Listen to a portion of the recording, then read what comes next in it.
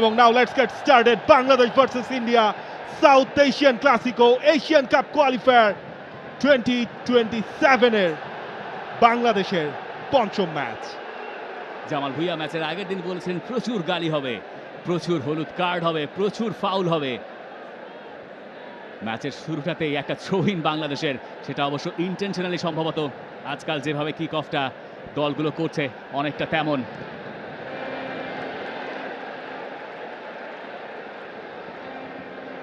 সাদুদ্দিন ইন্ডিয়ার এগেইনস্টে 2019-এ সল্ট লেকে গোলটা করেছিলেন, যে গোলে ভর করে বাংলাদেশ স্বপ্ন দেখেছিল ইন্ডিয়াকে হারানোর, কিন্তু একেবারে শেষে আদিলের গোলে বাংলাদেশের স্বপ্নটা ভেঙেছিল সেবার।